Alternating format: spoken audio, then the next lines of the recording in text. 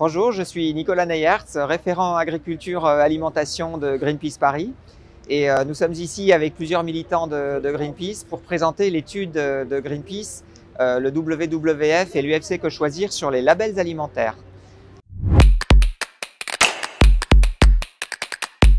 Donc Greenpeace, le WWF et l'UFC Que Choisir ont confié à un bureau d'études indépendant, BASIC, une étude pour comparer les différents labels alimentaires qui existent en France aujourd'hui,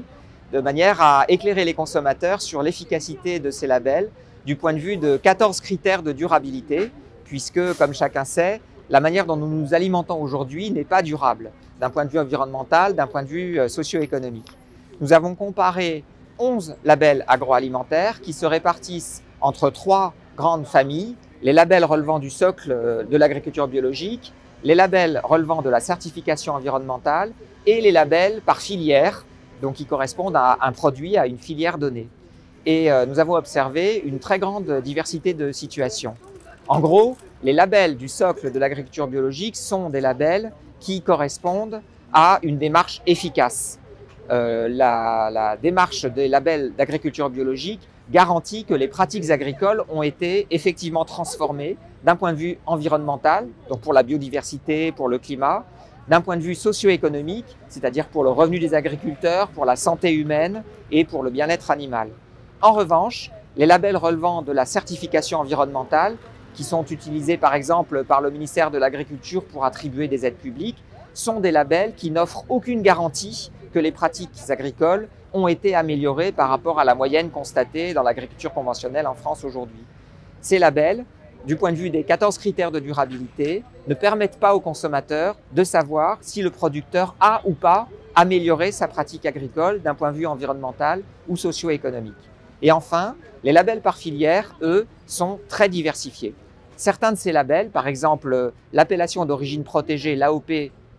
du comté,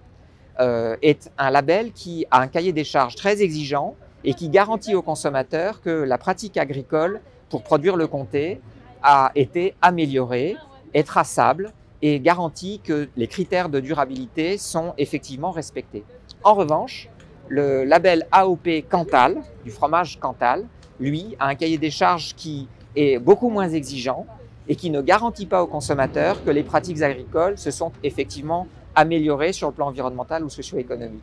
De la même façon, le label rouge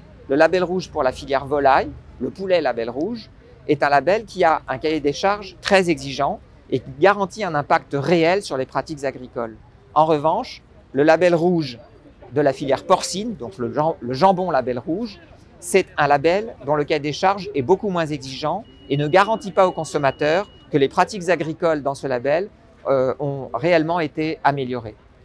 Donc voilà, les études montrent que tous les labels ne se valent pas. Et ce que nous demandons à Greenpeace France, c'est que les cahiers des charges de ces différents labels qui sont utilisés pour l'alimentation soient améliorés, soient rendus plus exigeants. Et nous avons mis à disposition des producteurs et des consommateurs notre étude afin qu'ils s'en emparent et qu'ils refassent leur cahier des charges pour le rendre plus exigeant d'un point de vue environnemental ou socio-économique. Nous demandons aussi que les pouvoirs publics cessent immédiatement d'attribuer des aides publiques aux produits qui relèvent du label HVE, haute valeur environnementale, qui, d'après notre étude, n'offre aucune garantie que les pratiques agricoles ont été améliorées,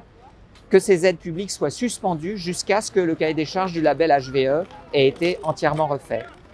C'est l'intérêt du consommateur, c'est aussi l'intérêt des producteurs d'avoir un label qui inspire confiance, qui se traduit par une démarche réellement efficace, et c'est l'intérêt aussi des pouvoirs publics pour une bonne utilisation des subventions dans le cadre de la politique agricole commune, la PAC.